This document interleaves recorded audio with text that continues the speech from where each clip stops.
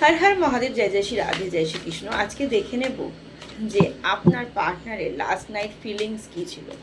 সে গত রাত্রে আপনাকে নিয়ে কি ভাবনা চিন্তা করেছে, তার মনের মধ্যে কি চলেছে। সকল ধর্মের মানুষ দেখুন, সকল বর্ণের মানুষ দেখুন, সকল রাশির মানুষ দেখুন, সেম জেন্ডারে থাকা মানুষ দেখুন, উইডো, এক্সট্রা ম্যারিটাল অ্যাফেয়ার, সবার জন্য এই reading. Okay, personal reading and personal remedy is not free. Okay, আর কি করতে হবে, কি করতে হবে বলুন তো। 1176 হর হর মহাদেব, শিব কালী দুর্গা আল্লাহ। ক্লেম করতে কেউ কিন্তু ভুলবেন না, ক্লেম কিন্তু মাস্ট, ক্লেমটা কিন্তু করতেই হবে। ওকে, আর আমরা কি দেখবো বলুন তো, সে কি বলতে চায়, তার লাভ মেসেজ কি আপনার জন্য রয়েছে। ওকে, চলুন আর লেট করবো না, সকলেই দেখুন। কেউ যদি শত্রুর জন্য দেখতে চান সেটাও দেখতে পারেন, যে শত্রু কি ভাবনা চিন্তা করেছে গত রাত্রে আপনাকে নিয়ে, শুধুমাত্র আপনাকে নিয়ে তার ভাবনা চিন্তা কি ছিল। ওকে, ছটপট ছটপট ছটপট করে।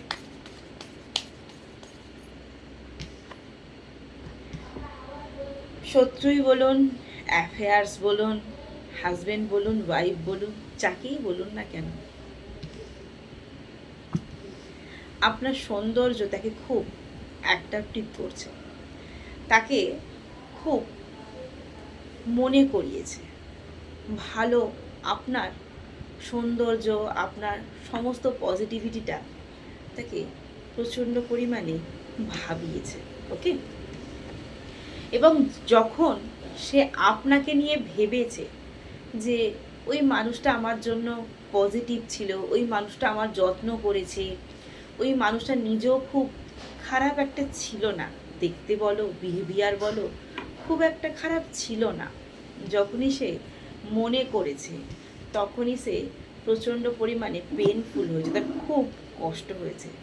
কালকে রাত্রে কিন্তু খুব কষ্ট পেয়েছে আপনার জন্য, এবং আপনার সঙ্গে কাটানো মুহূর্তগুলো, ঘনিষ্ঠ মুহূর্তগুলো ফিল করেছে। এবং এমনও হয়েছে যে রাত্রে আপনাকে কাছে পাওয়ার একটা আকুলতা বৃদ্ধি পেয়েছে, ঠিক আছে, কিন্তু বৃদ্ধি পাওয়ার পরও সে শুধু নেগেটিভটাই ভেবেছে। সে আপনার দোষ খুঁজে বেরিয়েছে, সে বুঝতে পারছে দোষ উভয় পক্ষেরই, কারণ আমরা জানি এক হাতে তালি বাজে না, কিন্তু তারপরেও না, সে যখন আপনাকে কাছে পেতে চেয়েছে, সেই সময় যখন সে পায়নি, তখন সে নিজের মনে শুধু আপনার দোষগুলোকে খুঁজে বেরিয়েছে। কিন্তু দোষগুলোকে খুঁজে পাওয়ার পরেও, দোষের আঙুল তোলার পরেও, তারপরেও কিন্তু আপনার প্রতি ভালোবাসা এতটুকুর জন্য কমে যায়নি, ভালোবাসাটা বরং আরও বৃদ্ধি পেয়েছে। এবং যখন ভালোবাসাটা বৃদ্ধি পেয়েছে, তখন সে কি করবে না করবে ঠিক করে উঠতে পারেনি, কনফিউশনে পড়ে গেছে। আর লাইফে স্ট্রাগল তো ডেফিনেটলি চলছে, এবং এই স্ট্রাগলময় জীবনে ভাবছে কিভাবে আবার সব পুনরায় ঠিক হবে। তাই সে ভাবছে নতুন করে কি কিছু বুদ্ধি অ্যাপ্লাই করা যায় সম্পর্কটাকে ঠিক করার জন্য। সময় নিশ্চয়ই পরিবর্তন হবে, এবং আমরা দুজন নিশ্চয়ই আবার একত্রিত হতে পারবো। মাইন্ড কালকে রাত্রে খুব চঞ্চল হয়েছে, আপনাকে নিয়ে খুব ভাবনা চিন্তা করেছে, এবং অনেকের পার্টনার কালকে ড্রিঙ্ক করেছে। ওকে, কালকে অনেকের পার্টনার কিন্তু ড্রিঙ্ক করেছে। ওকে, আচ্ছা, এবার দেখি কি বলতে চায়। সে তো কালকে রাত্রে ভেবেছে, আপনাকে নিয়ে চিন্তা ভাবনা করেছে, সবটাই করেছে, কিন্তু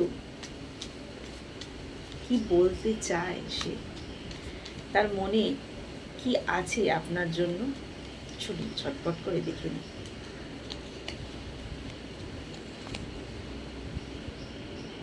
বলছে, I learn something new from you everyday. বলছে আমি প্রতিদিন তোমার কাছ থেকে নতুন নতুন কিছু শিখছি। তার মানে এখানে চ্যানেল হচ্ছে আপনার পার্টনার আপনাকে নজরবন্দি করছে, কোথাও না কোথাও আপনাকে ফলো করছে। আপনি হয়তো সেটা বুঝতে পারছেন না যে সে আমাকে ফলো করা ছেড়ে দিয়েছে, আপনি ভাবছেন, কিন্তু না, সে কোথাও না কোথাও আপনাকে ফলো করছে। এবং যখন আপনার ক্রিয়েটিভিটি, আপনার বিহেভিয়ার, আপনার ড্রেস আপ, আপনার মানসিকতার কিছু কিছু জিনিস তার কাছে চলে আসছে, তখন সে ভাবছে এই মানুষটার মধ্যে এত কিছু ছিল, যখন আমার সঙ্গে ছিল তখন তো কই এত কিছু ছিল না, সত্যি কি এ এত কিছু পারতো? এবং যখন আপনাকে নতুন কিছু করতে দেখছে, সেটা ছেলের তরফ থেকেই হোক, মেয়ের তরফ থেকেই হোক, হাজব্যান্ড ওয়াইফ, শ্বশুর শাশুড়ি, যা দেওর ননদ ভাসুর, যেখান থেকেই হোক না কেন, যেই দেখুক না কেন, শুধু যে এটা বয়ফ্রেন্ড গার্লফ্রেন্ড হাজব্যান্ড ওয়াইফ না, অন্য রিলেশনশিপেও, কোনো ফ্রেন্ড সার্কেলসও হতে পারে, এক্সট্রা ম্যারিটাল অ্যাফেয়ার্সও হতে পারে। ওকে, তখন বলছে যে তুমি এত কিছু পারো, তোমার মধ্যে এই ট্যালেন্ট ছিল, তোমার মধ্যে এতটা ডেভেলপমেন্ট, তুমি এত কিছু অ্যাচিভ করতে পেরেছো অল্প সময়। এবং যখনই দেখছে আপনি কিছু অ্যাচিভ করছেন, আপনি পজিটিভ থাকছেন, আপনি পজিটিভ ওয়েতে এগিয়ে যাচ্ছেন, তখন তার মনে হচ্ছে যে আমি তোমাকে যত দেখছি ততই তোমার কাছ থেকে আমি নতুন নতুন কিছু শিখছি। এবং বলছে তুমি কি জানো তুমি আমার সাথে আজকে নেই, আজ তুমি আমার সাথে নেই, কিন্তু আমার কল্পনায়, আমার ভাবনায়, আমার চিন্তায় তুমি সব সময় মিশে আছো। হয়তো আমাদের মধ্যে অনেক মান অভিমান চলছে, অনেক ঝগড়া ঝামেলা চলছে, আমি তোমাকে রাগ দেখাচ্ছি, তুমি আমায় রাগ দেখাচ্ছ, বা তুমি রাগে আমার ফোন রিসিভ করছো না, আমিও তোমার ফোন রিসিভ করছি না, বা দূরত্ব তৈরি হয়ে গেছে, বা ডিভোর্সও হয়ে গেছে, বা অনেক দিন যাবত হয়ে গেল তোমার সাথে আমার কোনো কথাবার্তা নেই, কোনো যোগাযোগই নেই, তুমি কেমন আছো সেই শব্দটাও আমাদের দুজনের মধ্যে নেই। কিন্তু তুমি কি জানো আমি তোমার উপর যতই রাগ দেখাই না কেন, যতই তোমার উপর মান অভিমান করি না কেন, তুমি আমার কল্পনা থেকে কখনো কোনো মুহূর্তে বেরিয়ে যাওনি, তুমি আমার কল্পনাতে সবসময়তেই থেকে গেছো। বলছে you always know what I am thinking, হচ্ছে আমি কি চিন্তা ভাবনা করি সেটাও তুমি জানো। এই যে আমি তোমার উপর রাগ দেখাই, আমি যে রাগে তোমার থেকে ডিভোর্স নিয়ে নিয়েছি, আমি তোমার থেকে রাগে জেদে ক্ষোভে তোমার থেকে বেরিয়ে চলে এসেছি, অনেকটা মান, অনেকটা অভিমান মনের মধ্যে রেখে আজকে কথা বন্ধ করে দিয়েছি, আজকে মান অভিমানের থেকেই আমি তোমার থেকে সরে এসেছি, সবটাই তুমি জানো, সবটাই তুমি বুঝতে পারো যে আমার মান কোথায়, আমার অভিমান কোথায়। আজ হয়তো আমাদের ডিভোর্স, আজ হয়তো তোমার সাথে আমার যোগাযোগ নেই, আজ হয়তো তোমার সাথে একটা মেসেজ নেই, বা হয়তো কথা হলেও রাগের জায়গাটা স্টিল নাও চলছে, ভালোভাবে সফটভাবে তোমার সাথে কথা বলতে পারছি না। কিন্তু তুমি সেটা জানো যে কেন আমি তোমার সাথে কথা বলতে পারছি না, কারণ আমার মনে তোমার জন্য অনেক অভিমান জমা হয়ে রয়েছে, সেই অভিমানের কারণেই আজ আমি তোমার থেকে ডিটাচ, তুমি সেটা জানো। আর কি বলছে, time just feeling when we are together, যখন আমরা একসাথে থাকি তখন কিন্তু আমাদের সময়ের কোনো জ্ঞান থাকতো না। তোমার এই সমস্ত জিনিসগুলো সবটাই মনে পড়ে, আমিও সেটা ফিল করতে পারি, আমি সবটা জানি যে তুমি আমাকে ছেড়ে থাকতে কখনোই পারবে না। তুমি যাই কিছু করো না কেন, আজ ডিভোর্স হয়ে যাক, নো কন্ট্যাক্ট সিচুয়েশান হোক, মান অভিমান ডিভোর্স কেস চলছে, কথা নেই, ঝগড়া ঝামেলা সব চলছে, কিন্তু আপনার পার্টনার আপনাকে বলছে এত কিছুর পরেও, ডিভোর্সের পরেও আমি এটুকু জানি, রিম্যারিড করার পরেও আমি এটুকু জানি যে আমাদের মতো সময় কাটানোর মুহূর্তগুলো অন্য কারো সাথে হবে না।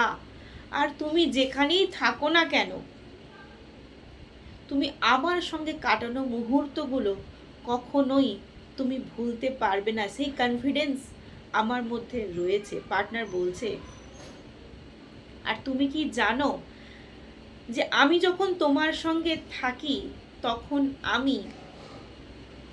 আমি হতে পারি না। কি সুন্দর মেসেজ, মানে আমি কিভাবে বলবো আমি বুঝেই উঠতে পারছি না। বটম অফ দ্য ডেকেরটাও বলবো, বলতে চাইছে পার্টনার, মান অভিমান ঝগড়া ঝামেলা সব, কিন্তু তোমার সঙ্গে যখন আমি থেকেছি আমি নিজে না, আমি তোমার সাথে এক আত্মা হয়ে গেছি। আমি সেই সময় তোমাতেই হয়ে গেছি। কি সুন্দর মেসেজ আসছে না? এত মান অভিমানের পরেও কি সুন্দর সম্পর্ক না? শুধুমাত্র জেদ আর শুধুমাত্র ইগো সত্যি সত্যি সম্পর্কটাকে নষ্ট করে দেয়। সম্পর্ক নষ্ট শুধুমাত্র হয় জেদ আর ইগো থেকে, আর কিছু থেকেই না। ভালোবাসা ভালোবাসার জায়গায় ঠিকই থেকে যায়, মনের গভীরে না ভালোবাসাটা ঠিক থেকে যায়। শুধুমাত্র ভালোবাসাটা নষ্ট হয়ে যায় কিছু কিছু জেদ আর ইগো থেকে। অনেক দাদা ভাইরা আবার বলবেন তাহলে এক্সট্রা ম্যারিটাল অ্যাফেয়ার্স, সেই এক্সট্রা ম্যারিটাল অ্যাফেয়ার্সের মানে গভীরতাটা খোঁজার চেষ্টা করুন, যে সেই এক্সট্রা ম্যারিটাল অ্যাফেয়ার্সটা কেন সৃষ্টি হয়েছে। শুধুমাত্রই কিছু কিছু ইগো জেদ আর মান অভিমান থেকে। বটম অফ দ্য ডেকেটটা নিয়ে নিন,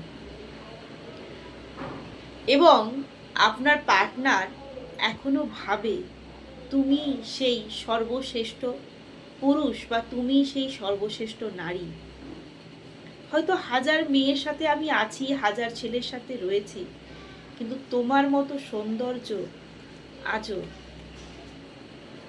আমাকে অন্য কারো প্রতি সেই অ্যাট্রাকশনটা দেয় না। হ্যাঁ, আছি আমি অন্যের সাথে, আমি হয়তো রিম্যারিড, হয়তো রিলেশনশিপে রয়েছি, নতুন করে প্রেম করছি, বা তোমাকে ছেড়ে দিয়ে আমি অন্য কোনো মহিলাকে বিবাহ করেছি, বা অন্য কোনো পুরুষকে বিয়ে করেছি পরিস্থিতির চাপে, পরিস্থিতির সিচুয়েশানে, কিন্তু তোমার যে সৌন্দর্য, তোমার যে আকৃষ্টতা, সেটা আমার কাছে অন্য কারো কাছে সেটা আমি পাই না। শুধুমাত্র আমি তোমার কাছেই পেয়েছিলাম।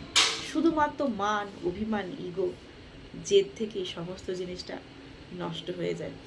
তো অনেকেই আমাকে বলেন যে ম্যাম আপনি কি সবসময় হাসেন, আপনার মনের মধ্যে কি রাগ থাকে না? হয়তো এটা মনে হয়, কিন্তু আমার জন্মছক যদি দেখা যায়, ডেট অফ বার্থ যদি ক্যালকুলেশন করা যায়, এবং স্যারের সাথে তো আমরা ক্লাস করি, অনেক কিছু বন্ধু বান্ধব অ্যাস্ট্রোলজিক্যাল, আমরা তো সবাই একসঙ্গেই থাকি, আমরা প্রায় অনেকগুলো মানুষ একসঙ্গেই থাকি অ্যাস্ট্রোলজিতে। সবাই বলে আমার খুব ইগো, জানি না ইগো কিনা, কিন্তু বলে ইগো। তবে ইগোটা নষ্ট করে দেওয়াটা ভালো। একটা সময় আমারও মধ্যেও প্রচুর ইগো কাজ করতো, সেটা আমি নিজেও জানি, স্যার না বললেও আমি জানি ইগো কাজ করতো, কিন্তু বর্তমানে আমি ইগো আর ধরে রাখি না। কেউ যদি আমাকে 10টা কথা বলেও থাকে, সেই সময় হয়তো রাগ হয়, তারপর আস্তে আস্তে চুপ করে থেকে আমি আবার প্রবলেমটাকে সলভ করে নেওয়ার চেষ্টা করি। কারণ মনে হয় ইগো সবটাকে, যে কোনো, শুধু হাজব্যান্ড ওয়াইফের ক্ষেত্রে বলবো না, সব ক্ষেত্রে, বন্ধু বান্ধব আত্মীয় স্বজন পরিবার পরিজন, সব ক্ষেত্রে ইগোটা খুব নষ্ট করে দেয় সম্পর্ককে। তাই ইগোটাকে একটু বাদ দিয়ে দেওয়ারই চেষ্টা করি, ঠিক আছে?